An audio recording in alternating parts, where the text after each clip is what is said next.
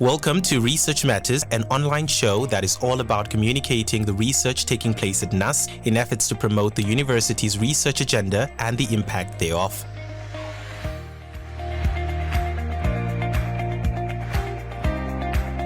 Welcome to yet another episode of Research and Innovation Matters right here on NUST FM. Exactly 11 minutes past the hour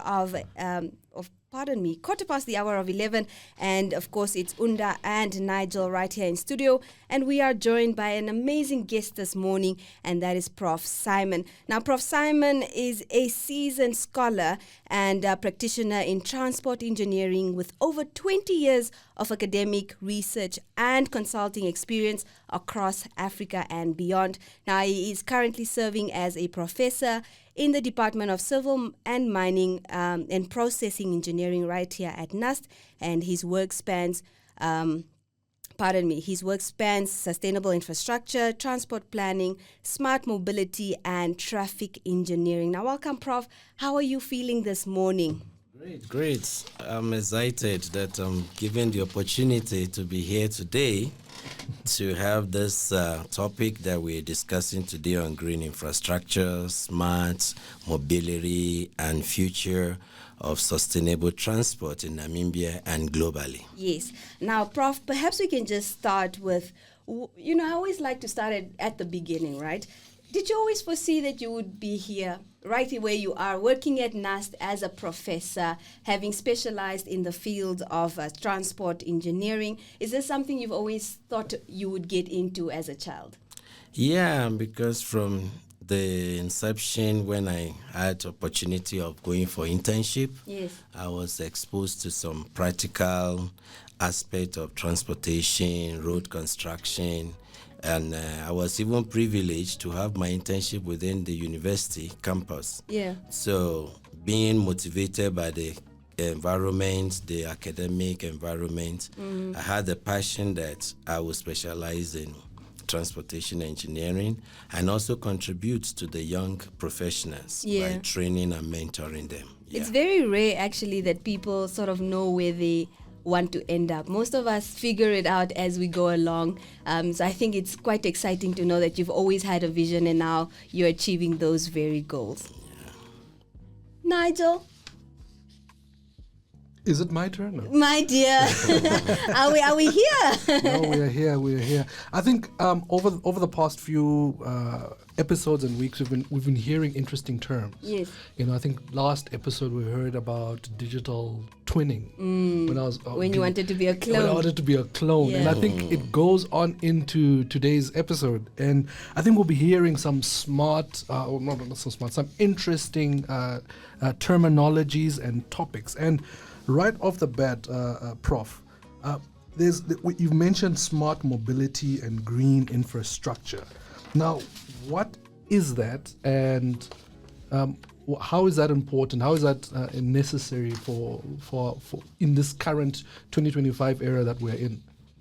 Yeah, actually, if we look at smart mobility, starting from smart city initiatives, is actually an opportunity to improve on our infrastructure and our mobility by having digital technologies, data to optimize the efficiency and also enable convenience of our transport system. And when you talk about smart mobility, it involves various aspects, such as intelligent traffic management to control congestion, autonomous vehicles to be able to help us move around without having to have a human inside and so on.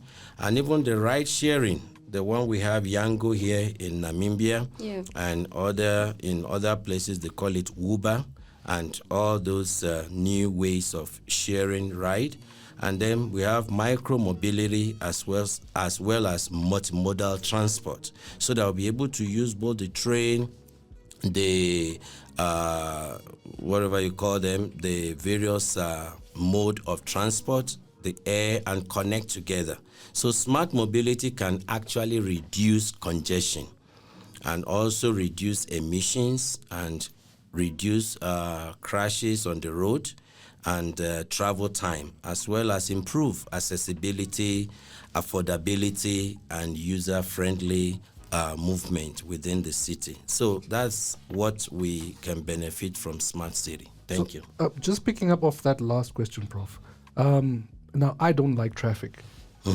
Now, this morning I had to try figure out which route to use when there was a big traffic jam from where I was coming from. Now, how exactly does smart mobility decongest traffic or deal with that aspect? Yeah, because we could have a kind of prediction ahead of time, so that when there's a bottleneck, congestions in a particular road network, that prediction will trigger information which can help people to avoid using that route. And by so doing, we can avoid congestion mostly at the peak period, whereby people will be rushing the same time to work. Like yesterday when I was coming, we saw 2 vehicles right early in the morning having crashes, and because they were rushing, everybody was just, bumping into each other. But if we have this smart mobility device that can predict the moment there are crashes along the route and everybody is at standstill, the predicted route can be disseminated, and that will inform people who are using various devices to say, oh, this road is busy, let me take the other route. And that will help us to decongest and avoid congestion on our routes. Thank you. Now, Prof, when you spoke about the smart mobility as well, you indicated affordability, and I think that's the major something that you consider as a transport user or someone who's on the usage side. When we look at initiatives like Yango, for instance, I always thought that they're making more of a loss than they are a profit, especially when we look at the fact that perhaps per ride they would charge, let's say, 16 Namibian dollars from here, but you have about 4 occupants, whereas a normal taxi would have loaded 4 occupants and have made at least $52. So I'm just trying to see, yes, there is affordability in that sense, but is there really profit making in that sense? Yeah, I think affordability in the sense that depending on the times that such a person wants to use the Yango or Uber, but most of the time we want convenience, and also to be able to control the route, that no one will be sharing and be taking you to another park before you go to where you are going. And most of the time for us in the campus, we like a way that when we say I will be there in 10 minutes, that has to happen. So you will look at the Uber or the Yango that will get you to your destination. We call something OD, that's origin destination. So you set your origin, and then maybe I should just take you through some technology terms. We call it the 4 trips, the 4 steps in the transport modal choice and so on. So you have what we call, you generate a trip from your origin, then you distribute your trip, whether you want to go by road, or you want to go by rail, or you want to go by ship, or you want to go by air. And then you make your choice, modal choice. And after you've made your choice, then you assign the trip. That means you embark on the trip to your destination. So all this will be taken into consideration in making the choice of your mode of transport. It could be through affordability, convenience, time management, to be able to achieve getting to your destination on time. No, I can agree on that. I would pay anything for convenience. But now let's just look at the fact that Namibia is working towards a greener economy. In your view, Prof, what are the roles, or what role does sustainability transport or sustainable transport play in achieving our national development goal and climate goals? Yeah, actually, when we talk about sustainability in terms of infrastructure, in terms of transport, in terms of even the economy, we need to look at what we call ability to, to sustain what we have. That means to meet the needs of the present without limiting the ability of the future generations to meet their own needs. That is sustainability. We don't destroy what we have. We sustain it so that it will be sustained to serve the generation to come. So we talk about green infrastructure. That is what will make us have a green economy. And when we talk about green infrastructure, it refers to a system of interconnected ecosystems, ecological, technological hybrids, whereby we consider the environment in planning our various infrastructure. It's a built infrastructure providing contextual, social, economical, environmental, and technological function and benefits. So, in other words, it brings attention to how diverse types of urban ecosystems and built infrastructure function in relation to one another to meet social negotiated goals. So when we talk about future research and planning, we should focus on the relationship between ecological and built infrastructure system. This will help us to be able to have social benefits. And then the economy in general, we need to look at relying on eco-friendly means of transportation. Not only that, we should have innovative technologies that will help us to have ultimate solution by utilizing eco-friendly modes of transport. And that will mean integrating transportation planning and planning of green infrastructure. Then developing concrete, environmental friendly and safe road and rail transport solution. And lastly, if we do this, then we'll have a green economy. Yeah. Short and sweet. Now, Prof, I know that from what I've read about you, you have extensive knowledge. Obviously your journey didn't start in Namibia. You've had experience in the US. I think it's in Michigan, if I'm correct. Maryland. Maryland, okay. Yeah. And then you had you spent some time in Botswana, as well as other places. Now, I believe that becoming a professor is a journey, and in that journey, you've played some important roles in getting to where you've been to, where you are currently within the transport space. So I guess my question currently is, you have led major projects across Africa and internationally. Could you share maybe a standout initiative that had real world impact in the transport space? Yeah, thank you for that. Just as a passion, like I told you, on sustained transportation impact, one was able to start early from Ghana, where I was born, advanced to Nigeria, where I grew up in some other institution, and a Lagos State Polytechnic, where I was able to have a diploma, and that diploma gave me a background of having civil engineering background, and then moved to bachelor's in Obafemi Awolowo University. Those are some Asian universities that where you call the name OAU, they know where it is. Okay. And then I was able to get exposed to more of civil engineering, and then I specialized in my dissertation, my thesis on transportation engineering, and then advanced to University of Lagos for my master's, where I also specialized more in highway and transportation, traffic engineering. Okay. So from there, I had a passion to go for PhD, and that moved me to Botswana.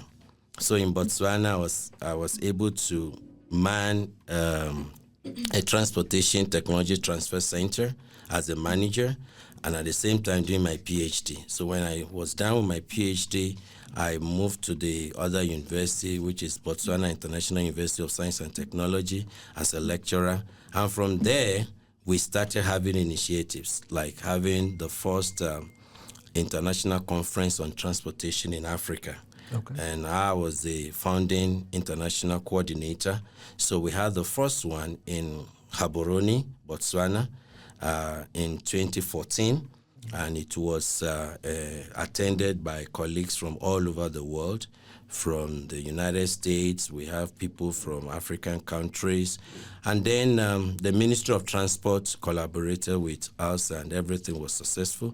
Then in 2015, we moved to the central part, that is Palapi, still in Botswana, ICTA 2025. We're still with the university, and colleagues came all over. Then in 2026, we moved to Ghana to have the 3rd edition, and then the 4th in Nigeria, Abuja, and then the 5th, the 6th, the 7th, we had it in Maryland, USA. So that collaboration has helped us to have a sustained professional impact as a decade of global networking and professional development initiative and strategy. So it's like a cooperation among academia, industry, and transport sector. So during COVID, there was no conference. Everybody was indoor. But as many of us that survived COVID, we came out again. So the 8th edition, we had it in Livingstone here in Zambia. And then the 9th, which was last year, 2024, we had it in Arusha, Tanzania. So this year's edition was held in Liberia, Monrovia, Liberia, which I was sponsored by NUST to be there as the international coordinator. So we had a book of abstract, and fortunately, NUST Namibia is hosting the next one. Which Love is it for us. That's ICTA 2026. It's happening here in Namibia from 7th to 9th of July 2026. So it's a platform for sharing experiences, exchange of ideas among transport professionals and researchers. And by so doing, we are able to disseminate innovative technology for sustainable transportation. So that's the impact we've made so far in that area. Thank you. Now, Prof, you did mention some challenges that you have faced throughout this process. But what would you say are the key challenges that you have experienced? And this is particularly with the transport infrastructure and mobility in Southern Africa. Yeah, we could say let's work more on sustainable transport infrastructure and smart city, because it's increasingly uncertain. Talk of congestion, cross-border issues, potholes, like I saw, Today still. Yeah. And the rain stopped when? You see? Then crashes on the road, and then taxi driver behavior, whereby they don't even stop for pedestrians. Yeah. So, but normally, when there's a kind of zebra crossing, the taxi or whoever should stop for the pedestrian to cross before moving on. So all these are challenges that calls for transdisciplinary and trans-sector collaboration, because one sector cannot do it alone. So to ensure that fundamental advances are made in the area of focus for smart mobility and sustainability of transport infrastructure in Southern Africa and beyond, we have to tackle the challenges together. Absolutely. Now, Prof, how ready is Namibia? How? Ready is Namibia? Yeah, we are there. We are getting there, and we are still marching on. Something but we're on the way. We're in the right direction. We're moving. Yes. There is a smart city initiative collaboration between Namibia University of Science and Technology and the city of Windhoek, which is the collaboration we are talking about. Okay. Because for us to be able to move forward, there must be capacity building, there must be this partnership, and as well as good governance. Yeah. So as long as those three things are in place, we are moving forward. Yeah. No, that's true, Prof. Now, you've incorporated AI modeling and neural networks in your research. How can digital tools improve how governments plan and, as we've mentioned, maintain road networks? Yeah, great. Actually, during my PhD, I used neural network, which is AI, to predict the condition of the road, so that we'll be able to know the right time to intervene. So that model was able to trigger the need to come in for maintenance at the right time. which gives us the general way of saying prevention is better than cure. All right. Because if you don't predict to know the right time to intervene, then we will allow the road to depreciate. And by the time we are trying to restore or bring the road back, we'll spend more than if we had a kind of predictive way of knowing the right time. So that was more of what I did using feed-forward neural network as part of AI. But in terms of digital tools that can improve the way government plan and maintain road network, in recent years, significant advances in artificial neural network have profoundly impacted the field of transportation research.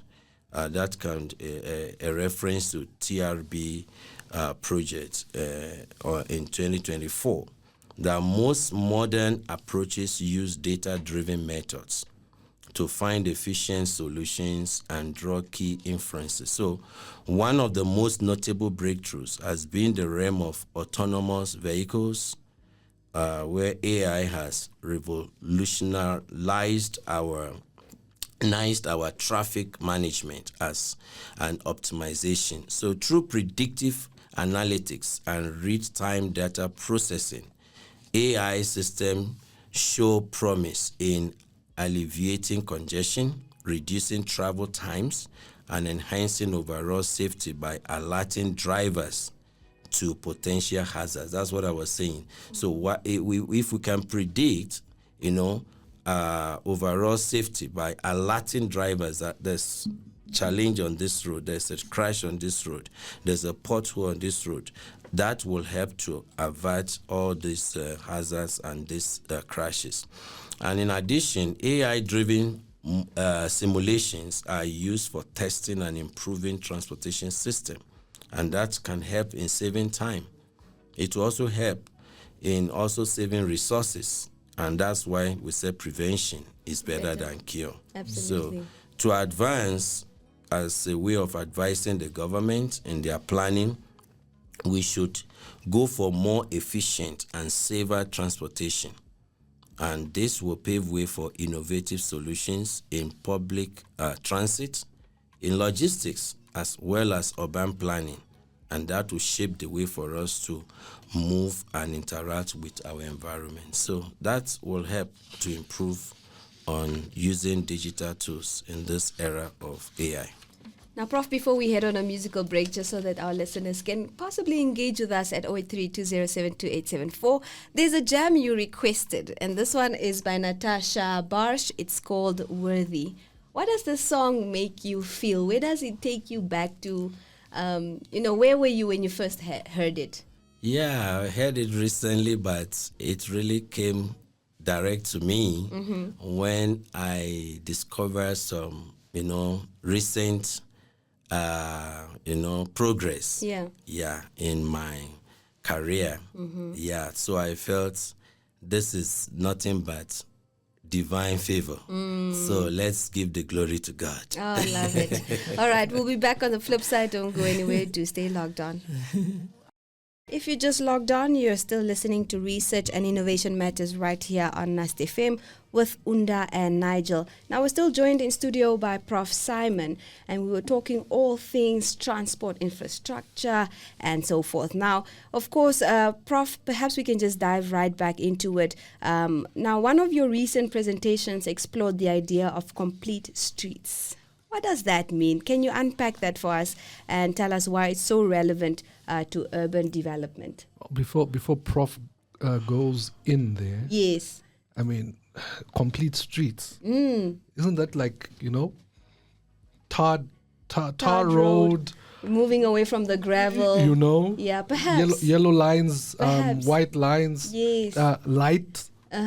No potholes. No potholes. How close am I, Prof? Am I far? Yeah, that's one part of it. It's like 2%, Nigel. Not the real part of it. Yeah, so when we talk about complete, it's actually an emerging paradigm in transportation planning that tries to accommodate automobile users, then at the same time giving opportunity for pedestrians to have their own lane, so that there's no interference.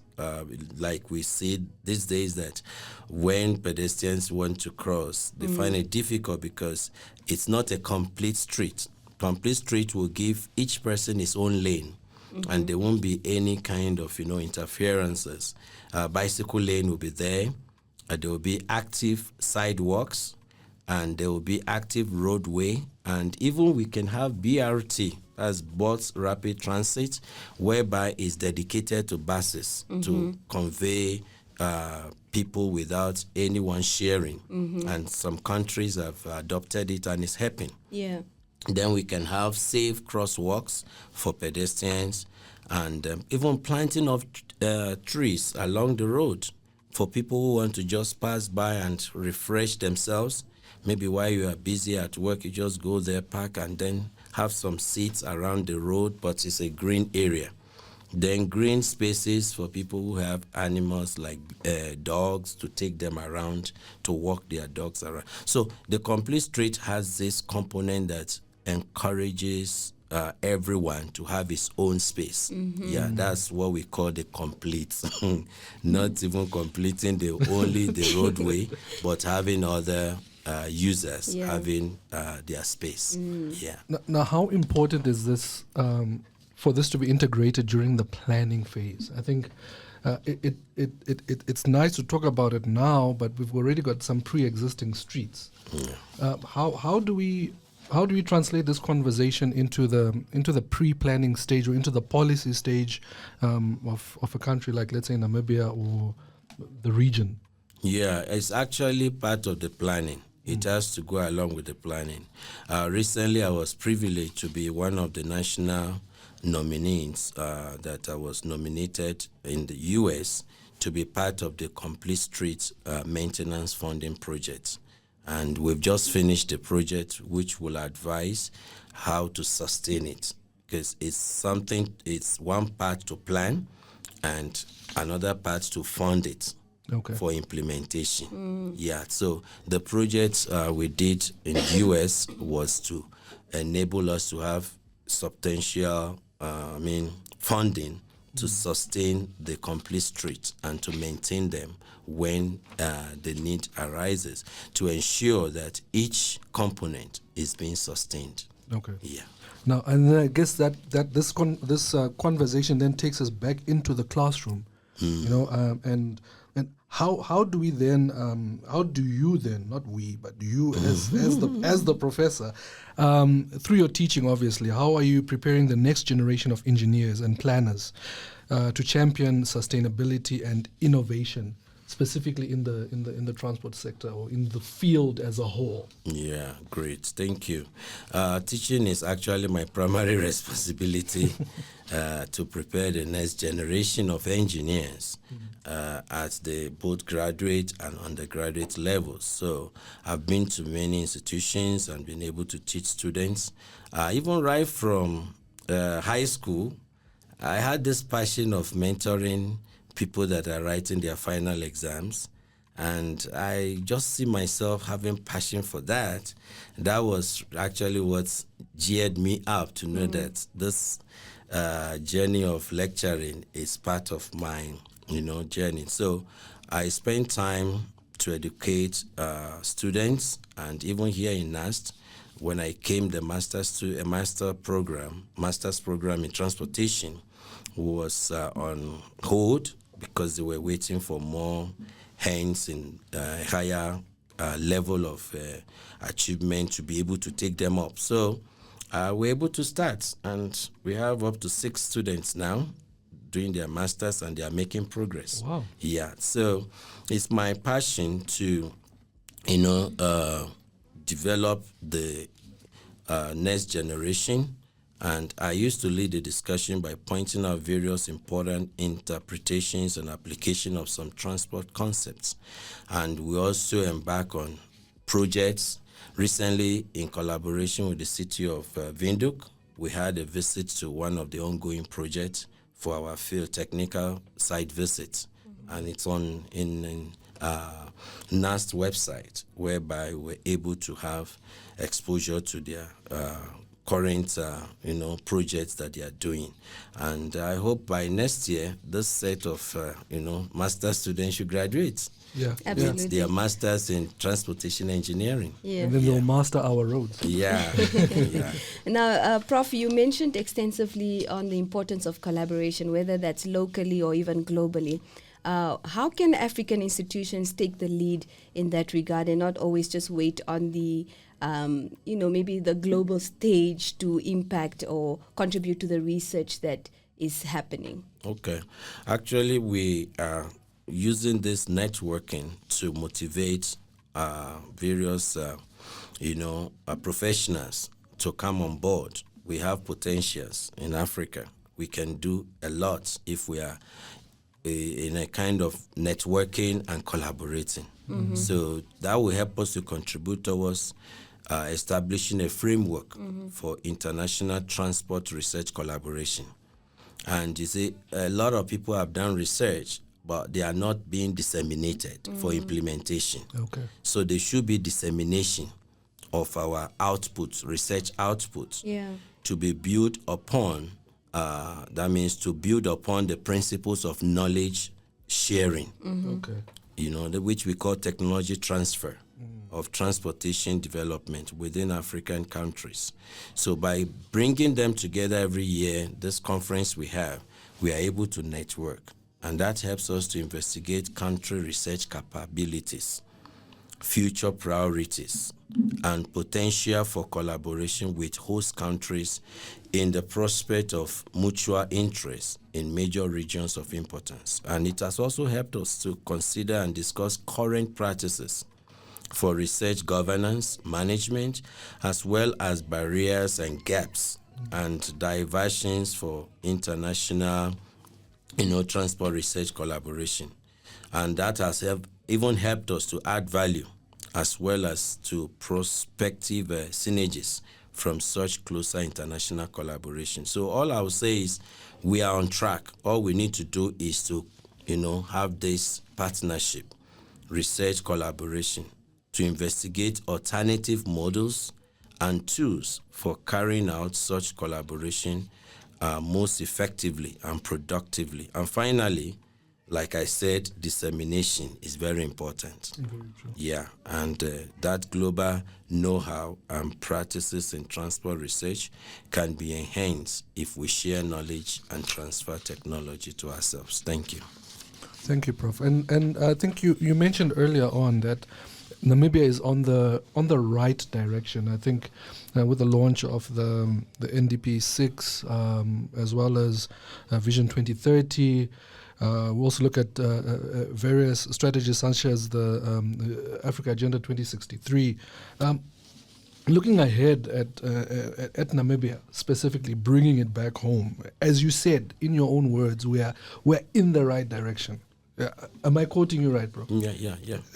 Just making time sure. I've spent, Yes. I've seen improvement. All right. Because I was here in 2014 when the Namibia Roads Authority invited me as a guest speaker to officially launch their Transportation Technology Transfer Center in 2014. So Awesome. between 2014 and 2025, there's a great improvement. All right, That awesome. time I didn't know Yango was Yeah. existing, which we call in US Uber.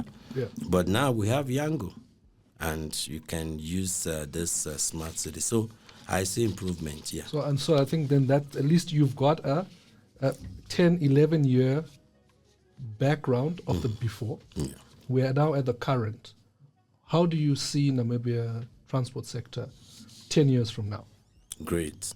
I think in the course of trying to, search literature and review what is on ground, I came across Namibia's Vision 2030. So that's really emphasizing sustainable transport, which is the passion one has, that we should fully embrace the idea of sustainable development.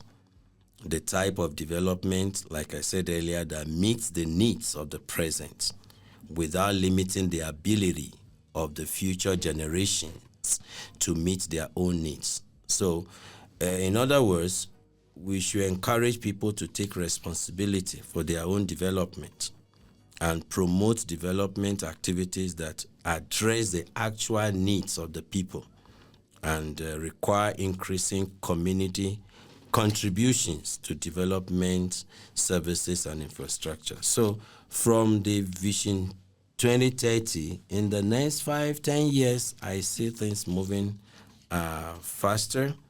There's a dual carriage road that is ongoing construction. And recently we went to Walvis Bay for a field trip with our students, and we see the construction going on. So the principle of sustainable development is a cornerstone of Namibia's vision, since it embraces all other principles. So we need to improve on capacity building. And capacity building will also touch our students. They should be encouraged to go to the industry for industrial knowledge, industrial attachment. From there, they will have passion to direct them to the right path in making choice of their area of specialization. Like, I got inspiration for transportation engineering because I did my industrial internship where they were doing road construction. Okay. Yeah, so capacity building in terms of workshop, the university should be encouraging people to go for workshops, conferences. By so doing, they'll have some professional development, which we will add to the capacity building. Then there should be research partnership. People from different departments can have what we call interdisciplinary research, whereby someone in computer can collaborate with somebody in civil engineering, and by so doing, the result will be a robust, hybrid output, and then good governance. This will help to ensure we are in the right track. In the next 10 years, we hope to also contribute to capacity building. And that's why the conference is coming next year to NUST and to Namibia, ICT, International Conference on Sustainable Transportation in Africa. Thank you. That's in July next year. July, yeah. We are from so there. 7th to 9th. Yeah, Nigel, Prof, you and I, front row. Prof, are we invited front row? Yes, please. Yeah, all invited. We're invited by default. Yeah. But of course, thank you so much, Prof, for making time to be here and just opening our minds in terms of the conversations around transport infrastructure, and just sustainability as well. Because I think we forget that there's a future generation that's yet to come, and so however we practice now will impact the future generation. But this was such a fruitful conversation, very insightful, but we couldn't have done it without you and my co-host Nigel. But don't forget, you can always check up on the previous episodes that we've done right here on the Research and Innovation Matters. That's on our YouTube channel, as well as follow us on Facebook. But until next time, we will see you right back here. That is right here on NUST FM.